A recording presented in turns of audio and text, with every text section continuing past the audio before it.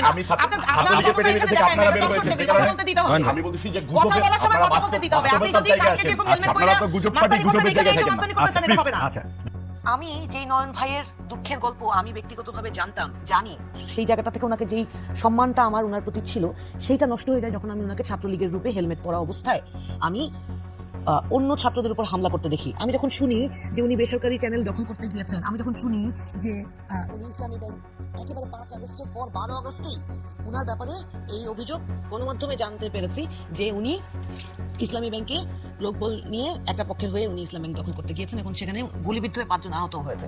এখন এগুলো তো গণমাধ্যমের রিপোর্ট এবং গতকালকে তো সচিত্রই 5 আগস্টের 2024 আমি 12 আগস্ট 2024 এর ঘটনা বললাম আপনাকে। তো আমি শেষ করি, আপনি তারপর বলবেন না। দিস ইজ নট আমি শেষ না করার আগে যদি আপনি বলেন কথা, এটা it is not a manner. এটা ফেসবুক না, এটা রিপোর্টেড নিউজ। আপনি কালকে যে হেলমেট পরে 100% এভিডেন্স আছে, আমি রিপোর্টেড নিউজ নিয়ে বলছি। আপনি যদি ছাত্রলীগের গ্রুপ যদি দর্শক টেবিলে এসে ধারণ করেন তাহলে তো হবে না। ছাত্রলীগের পেটে থেকে আপনারা বের হয়েছেন, যে কারণে আমি বলছি যে গুজবের আপনারা বলতে দিতে হবে। আপনি যদি কালকে যে হেলমেট পরে আপনারা তো গুজব পার্টি, গুজবের জায়গায় থাকেন না। আচ্ছা, আমি বলছি যে বলেন আমাকে কথা বলার চেষ্টা করতে আপনি আমি তো আসলে মুনাফিকি পলিটিক্সটা পছন্দ করি না। মুনাফিকি আপনি করছেন, আপনি যদি ছাত্রলীগের গ্রুপ ধারণ করেন আর তারপরে মনে করেন আপনি ভয়ে এখন আপনাদের আছে একটা গলাবাজির অবস্থা, আপনাদের আছে শুধু একটা গলাবাজির অবস্থা। ছাত্র দলের সাথে ছাত্র শিবিরের যদি ঝামেলা হয়, সেই সমস্ত অ্যাডভোকেট আপনার কাছে প্রশাসনিক কোনো এভিডেন্স আছে? ইসলামিক ব্যাংক দখল, সময় টেলিভিশন, আপনি জানেন কালকে কোথায়? জানেন কালকে হেলমেট পরে ছাত্র দলের সমস্যা, ছাত্র শিবির যেখানে নির্বিচারে গুলি করতেছে, ছাত্র শিবির যেখানে বোম মারতেছে, কোথায় গুলি? প্রশাসনকে বলেছি সামনাসামনি হাজার হাজার ভিডিও আছে ওইখানে, মানে হাজার হাজার ভিডিও আছে। প্রশাসনকে বলা হচ্ছে যে আপনাদের সামনে গুলি করতেছে, কেন আপনারা কেন প্রশ্রয়? ছাত্রদেরকে হামলা করতেছে। আমি তো অবশ্যই আমার ডিফেন্স দিব, আমি তো অবশ্যই। আপনি সেটা অস্বীকার করতেছেন? আমি অবশ্যই অস্বীকার করতেছি, আমি তো হেলমেট পরেছি। আপনি কেন জানেন? আপনি কি ছাত্র দল, আপনি প্রশাসনের লোক? আমি ছাত্র দল নাগরিক, প্রশাসনের লোক। আমি তো এই ক্ষমতা কে দিছি? আমি তো দেশের নাগরিক। আমি এখন দেখব যে একটা দলকে, একটা সাধারণ জনগণকে, একটা সাধারণ ছাত্রকে নির্বিচারে হত্যার উদ্দেশ্যে গুলি করা হচ্ছে, বোম মারা হচ্ছে।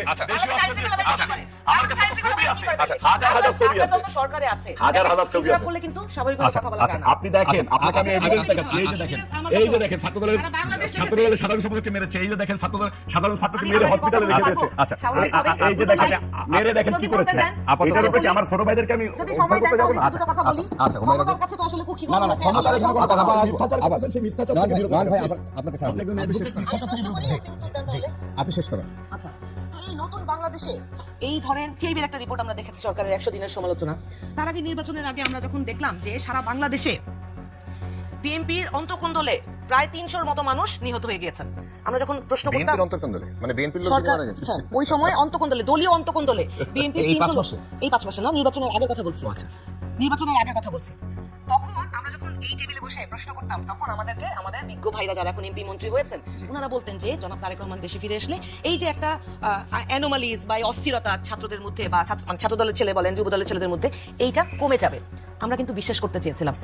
অথচ যখন নমিনেশন দেওয়া হলো, তারপর তো জনাব তারেক রহমান ফেরত এসেছেন, নির্বাচন সুষ্ঠু হয়েছে, আমরা মেনে নিয়েছি। সবারই কম বেশি অভিযোগ ছিল, সেটাও আমরা মেনে নিয়েছি। এই 5 মাসের টিআইবি রিপোর্টটা আপনি দেখেছেন ফারাবি ভাই? এই টিআইবি রিপোর্টে দেশের আইন শৃঙ্খলা পরিস্থিতির কথা, টিআইবি রিপোর্টে তো এই 5 মাসের কথা বলা হয়নি, 100 দিনের কথা বলা হয়েছে, সরকারের 100 দিনের কথা। তার আগে কিন্তু তারা ইন্টারিমের সময় সবচেয়ে বেশি টাকা পাচার হয়েছে, এটাও তারা বলেছে, এবং সেটাও আমি বলছি, সেটার উত্তর আমি দিচ্ছি।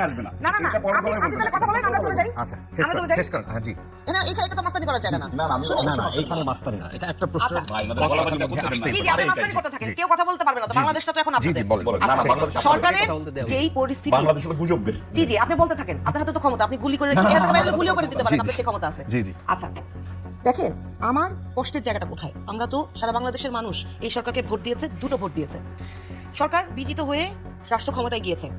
আমি গণভোটের রায় বাস্তবায়ন না করার যে অবস্থান সরকারের, সেটা নিয়ে সরকারকে অবশ্যই সমালোচনা করার অধিকার একজন নাগরিক হিসেবে আমার আছে। একই সাথে যখন স্বরাষ্ট্রমন্ত্রী দেশের আইন শৃঙ্খলা পরিস্থিতি কন্ট্রোল করতে ব্যর্থ হয়ে উল্টো সংসদে দাঁড়িয়ে বলেন যে নির্বাচন দিচ্ছিল না, এই জন্য আমরা গণভোটে হ্যাঁ দিতে বলেছি, উনি তো স্বয়ং প্রধানমন্ত্রীর যেই বক্তব্য, যেই আহ্বান, সেই আহ্বানকে উনি ছোট করলেন। কারণ প্রধানমন্ত্রী তো সারা বাংলাদেশের মানুষকে বলে নাই গণভোটের 4টা প্রশ্ন নোট অফ ডিসেন্ট, এই কথা তো প্রধানমন্ত্রী বলেন নাই। প্রধানমন্ত্রী আনইকুইভোক্যালি সেইড দ্যাট আপনাদের অনুরোধ করছি আপনারা হ্যাঁ ভোট দিবেন। এখন যদি ওনার মন্ত্রণালয়ের কেউ সংসদে দাঁড়িয়ে বলে যে আমরা নির্বাচনের জন্য হ্যাঁ ভোট দিতে বলেছি, তাহলে তো এটা খুদ প্রধানমন্ত্রীর বক্তব্যের সাথে এটা একটা খুবই কনফ্লিক্টিং আচরণ। সমস্যা হচ্ছে কি, আমার দেশের প্রধানমন্ত্রীর আচার আচরণ, তার কথাবার্তা, উনি যখন বলেন যে প্রতিহিংসার রাজনীতি আমরা করবো না, উনি যখন বলেন যে আমার ব্যথা কি চলে যাবে, আমার মাকে যারা নির্যাতন করেছেন, তাদের সাথে তারা আমার সাথে যা করেছে আমি সেটা একই ভাবে করলে সেটা কি তাহলে আমি আমার কষ্টটা কি ফেরত আসবে কিনা? একই প্রশ্ন আমার ওনার কাছে যে আপনি যেই মানুষ আপনি নিজে নির্যাতিত হয়েছেন, সেই মানুষ আপনি আপনার সাথে যারা নির্যাতন করেছেন তাদেরকে আপনারা ছাত্রদলের কমিটিতে ঢুকান, আপনাদের সাথে তারা নানান কমিটিতে তারা দলে দলে যোগ দিচ্ছে, এটাও তো গণমাধ্যম থেকে আপনারা জানেন, তাতে আপনাদের অসুবিধা হয় না, তাদের সাথে আপনারা সহ অবস্থান করতে পারেন। অথচ এই গণ অভ্যুত্থানে যারা আপনাদের জন্য গুলি খেয়েছে, যারা আপনাদের জন্য সামনে দাঁড়িয়ে ফ্রন্ট লাইনার হয়ে তারা লড়াই করেছে, আজকে তাদেরকে আপনারা ভাইয়ে ভাইয়ে কাঁধে কাঁধ না মিলে আপনারা তাদের উপরে হামলা করেন। ছাত্র দলের সাথে ছাত্র শিবিরের সমস্যা হয়েছে, ধরেই নিলাম ছাত্র শিবির করেছে, আমার পাশে সাবেক ছাত্র শিবিরের একজন আছেন, উনি ব্যাখ্যা দিবেন হয়তো, আমি তো ছাত্র শিবির করি না, আমি জানি না। আপনি ছাত্র শিবির যদি অন্যায় করে আপনার প্রশাসন কোথায়, স্বরাষ্ট্রমন্ত্রী কোথায়? বাংলাদেশের আইন শৃঙ্খলা নিয়ন্ত্রণ করার জন্য একটা মাদ্রাসার অধ্যক্ষ ছাত্র দলের নেতাকর্মীদের হাতে আলিয়া মাদ্রাসার অধ্যক্ষ নিজে অভিযোগ করেছেন যে ছাত্র দলের, সেটা আপনি ব্যাখ্যা করেন আপনার সময়, ছাত্র দলের নেতাকর্মীদের হাতে আলিয়া মাদ্রাসার অধ্যক্ষ ধৃত হয়েছে। আমি বলছি তো, আপনি ব্যাখ্যা দেন আপনার সময়। তারপরে আমার কথা হচ্ছে, ধরেন যেই করুক, আমার স্বরাষ্ট্রমন্ত্রীর নিয়ন্ত্রিত আইন শৃঙ্খলা বাহিনী কোথায় ছিল? উনাকে কেন হেলমেট পরে ছাত্রলীগের রূপ ধারণ করতে হলো? এই বাংলাদেশে কি আমি আমাদের সাথে যুক্ত হয়েছেন জাহিদুল ইসলাম, থেকে সাবেক কেন্দ্রীয় সভাপতি ছাত্র শিবিরে। জাহিদুল ইসলাম, এই যে আজকে 5 আগস্ট 2 বছর পর আসলো, আপনারা যেখানে কালকেও আমরা এই আলোচনা করেছি, কালকে এই আলোচনার টপিক ছিল, শুরুটা ছিল এরকম যে যেই জায়গাটায় ছাত্র শিবির, ছাত্র দল, ছাত্র শক্তি তখনও হয় নাই, অন্যান্য বাম দল সবাই মিলে কিন্তু এই আন্দোলনের সাথে ছিল এবং সেটা অস্বীকারও কেউ করে না, কিন্তু এই জায়গায় এসে এত বড় বিভাজন এটা কিভাবে তৈরি হলো? ধন্যবাদ। আমি শুরুতেই আজকে যেহেতু 5 আগস্ট 36 জুলাই দীর্ঘ একটি রক্তক্ষয়ী সংগ্রামের পর আমাদের অনেক শহীদ, অনেক ভাইদের আহত পঙ্গুত্বের বিনিময়ে আমরা একটি স্বাধীন এবং দ্বিতীয় স্বাধীনতা যেটাকে আমরা বলছি সেটা পেয়েছি। তো আমি শুরুতেই শহীদদেরকে স্মরণ করছি এবং তাদের শাহাদাতের জন্য আল্লাহর কাছে দোয়া করছি, আল্লাহুম্মা আমিন। সেই সাথে যারা এখন আহত পঙ্গুত্ব অবস্থায় আছে তাদের সুস্থতার জন্য দোয়া করছি। দেখুন, দীর্ঘ একটি ফ্যাসিবাদী যে শাসনের মধ্যে আমরা ছিলাম, মত প্রকাশের কোনো স্বাধীনতা ছিল না। এরপরে যারাই সরকার বিরোধিতা করতো তাদেরকে হয়তো হত্যা, অথবা গুম, অথবা তাদেরকে আয়নাঘর, অথবা তাদেরকে পঙ্গু করে ছেড়ে দিত। তো বিএনপি, জামাত অথবা আরও যারা ছিল সে সময় শক্তি, যারা ফ্যাসিবাদের বিরুদ্ধে অবস্থান নিয়েছিল, তাদের ভিতরে একটাই পরিচয় ছিল যে তারা মাজলুম, তারা জুলুমের শিকার হচ্ছে, তারা জালিমের বিরুদ্ধে অবস্থান নিতে চায়। রাজনৈতিক শক্তি পাশাপাশি সেখানে সাধারণ মানুষ থেকে শুরু করে সকল শ্রেণী পেশার মানুষ যুক্ত হয়েছে।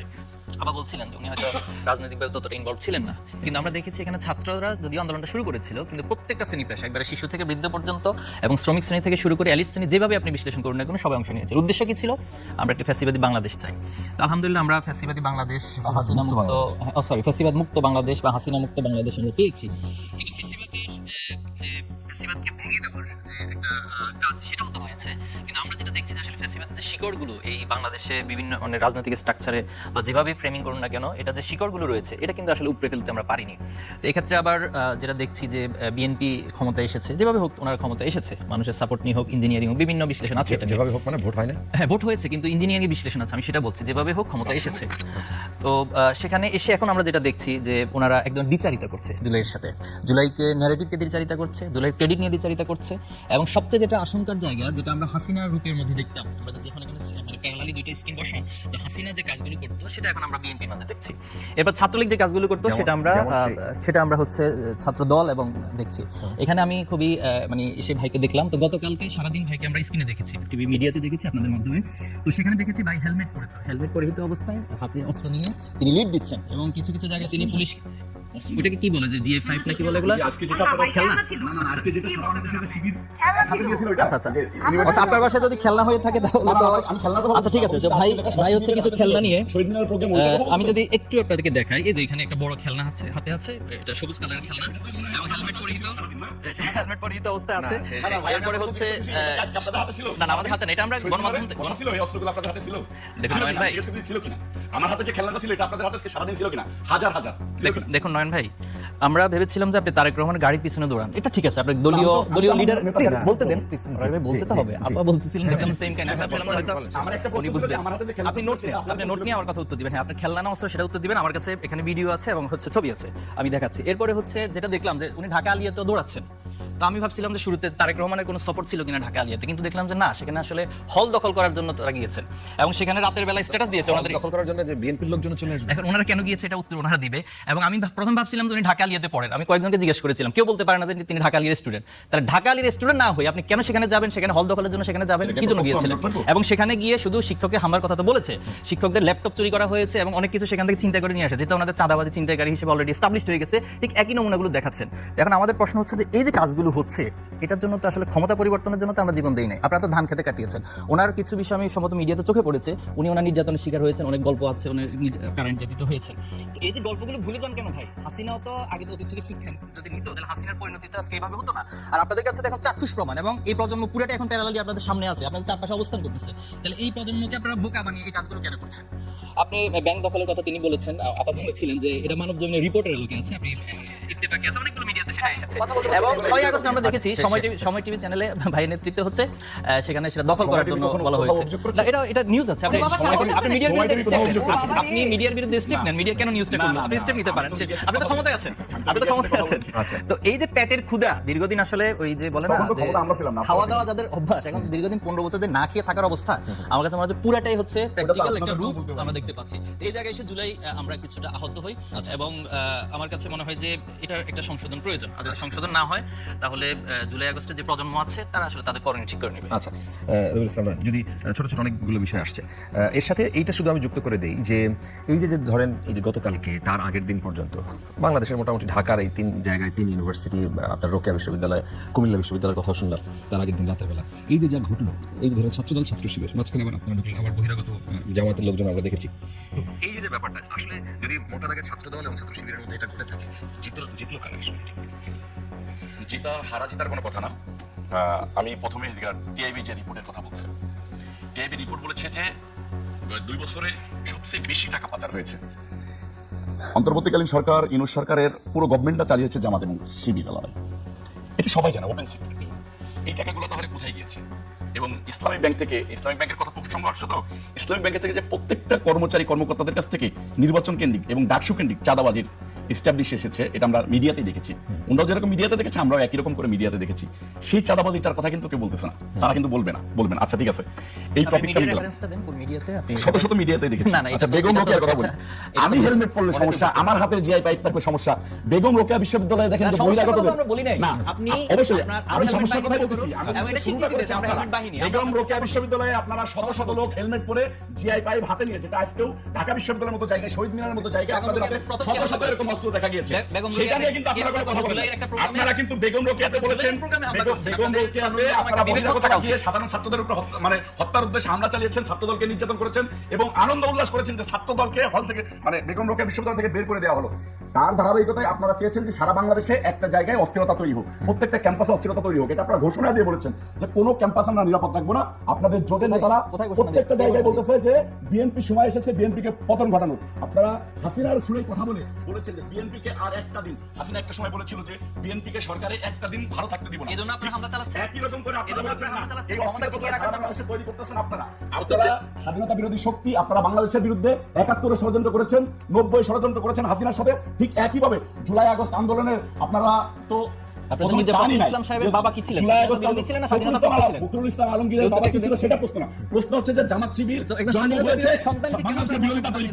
বাংলাদেশের বিরোধিতা তৈরি করে জামাত শিবিরের জন্ম হয়েছে, প্রশ্ন সেইখানে কার বাবা কি ছিল সেটা নিয়ে প্রশ্ন না। এবার দেখেন যে